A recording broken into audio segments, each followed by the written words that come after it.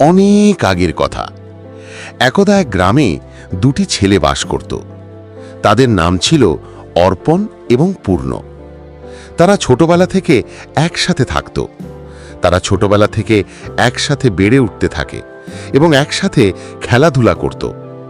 এমনকি তারা একই ছাদের নিচে থাকত।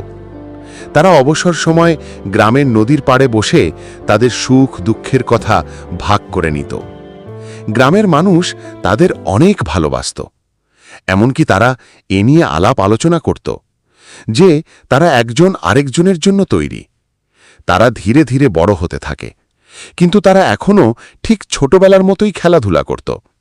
কিন্তু তাদের দুজনের মধ্যে পার্থক্য ছিল। একজন ছিল পূর্ণ। সে ছিল সৎ, ন্যায়পরায়ণ, সত্যবাদী এবং দয়ালু। সে মানুষকে ভালোবাসত। কেউ বিপদে পড়লে তাকে যথাসম্ভব সাহায্য করার চেষ্টা করত। অন্যের কষ্টে সেও কষ্ট পেত। সে দুঃখিনীর কষ্ট সহ্য করতে পারত না। একদিন এমন হল যে গ্রীষ্মকালের ভর দুপুরে সবচেয়ে বৃদ্ধ মহিলা ধীরে ধীরে রাস্তায় হাঁটার সময় হঠাৎ মাথা ঘুরে পড়ে গেলেন। এটি লক্ষ্য করে পূর্ণ এবং সে ওই মুহূর্তে বৃদ্ধ মহিলার কাছে দৌড়ে গেল। কি হয়েছে ঠাম্মা? তুমি কি অসুস্থ বোধ করছো? হ্যাঁ রে, আমার শরীর অনেক খারাপ।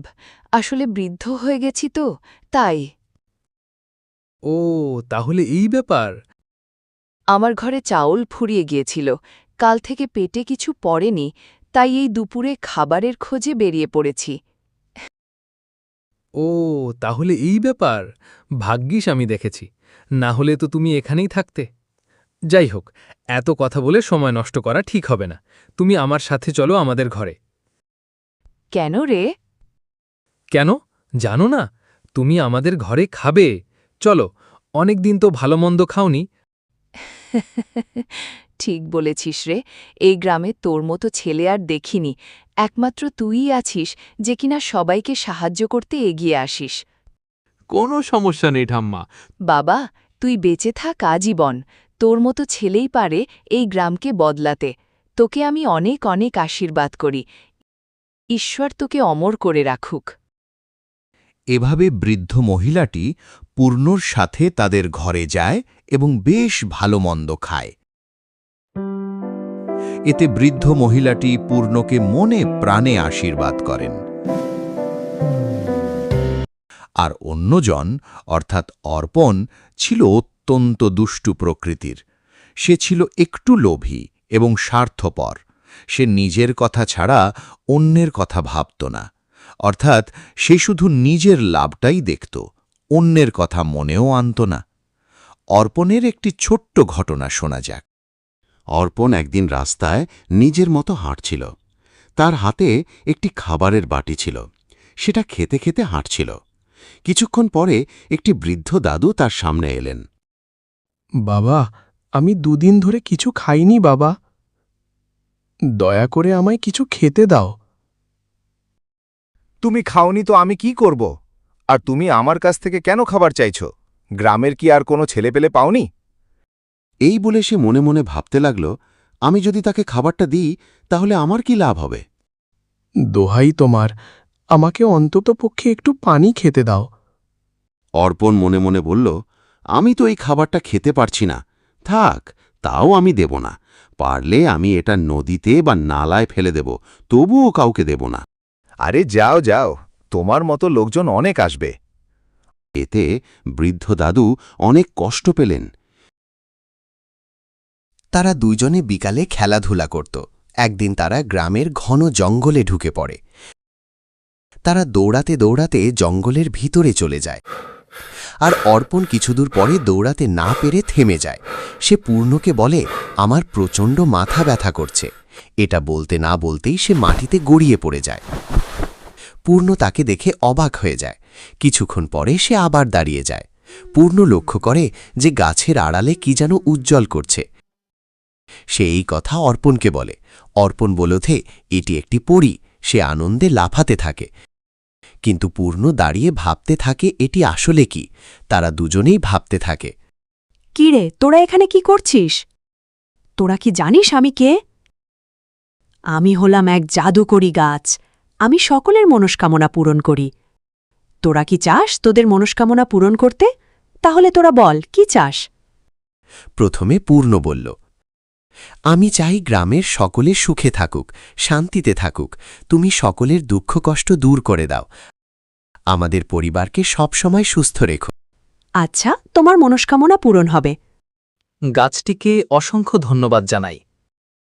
এরপর থেকে পূর্ণদের পরিবারে সুখ নেমে আসে। তারা আগে যে কষ্ট পেত তা আর পায় না। কিছুদিন পর আবার একদিন পূর্ণ এবং অর্পণ গাছটির সামনে গেল। পূর্ণের মনস্কামনা পূর্ণ হতে দেখে অর্পণের গাছটিকে কিছু বলার ইচ্ছা হয়। আমি চাই আমার ঘর একটি রাজপ্রাসাদের মতো হোক।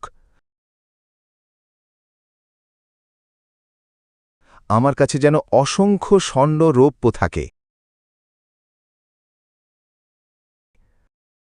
আমার 2টি গাড়ি চাই, 2টি চাকরানী চাই যারা আমাকে সেবা করবে। এই বলে অর্পণ অপেক্ষা করতে লাগল গাছ কি বলে, কিন্তু দেখা গেল গাছটি কিছুই বলল না। সে ওই মুহূর্তেই রেগে গেল। সে পূর্ণকে বলে, আচ্ছা, গাছটা আমার কথার উত্তর দিল না কেন? এখন আমার মাথা কিন্তু গরম হয়ে যাচ্ছে। জানি না, আমার মনে হয় তুমি সঠিক কিছু চাওনি। লোভ করেছ এবং লোভী মনস্কামনা করেছ, যার ফলে গাছ তোমার মনস্কামনা পূরণ করেনি। না, আমি তো ঠিকই চেয়েছি। আমার যেটার অভাব সেটাই চেয়েছি, খারাপ কিছু তো চাইনি। তুমি কি মনস্কামনা করেছ আমি কি জানতে পারি? তারপর অর্পণ সব কিছু খুলে বলল। এটা তো উচিত হয়নি। তোমার প্রয়োজন ছিল ভালো কিছু চাওয়া, কিন্তু তুমি লোভীর মতো চেয়েছ। তারপর অর্পণ তার ভুল বুঝতে পারল। কিছুক্ষণ পরে সে গাছকে বলল, আমার ভুল হয়ে গেছে, তার জন্য আমি অত্যন্ত দুঃখিত। এখন আমি চাই সুখ, শান্তি এবং জগতের শান্তি। এ কথা বলে সে অপেক্ষা করতে লাগল গাছ কি বলে। কিছুক্ষণ পর গাছ বলে উঠল, তোমার মনস্কামনা আমি গ্রহণ করেছি। এই কথা শুনে তারা দুজনে খুবই আনন্দে সেখান থেকে চলে আসলো। এরপর থেকে অর্পণের জীবনে অনেক পরিবর্তন দেখা দেয়। সে আগের মতো আর সবাইকে ঘৃণা করে না, সকলকে সে আপন মনে করতে থাকে। এভাবে তাদের দুজনের জীবন আবার আগের মতো সঠিক পথে চলতে থাকে। এই গল্পের মূল বিষয় হল, লোভ করা ঠিক না, বরং সঠিক পথে থাকলে জীবনে উন্নতি করা।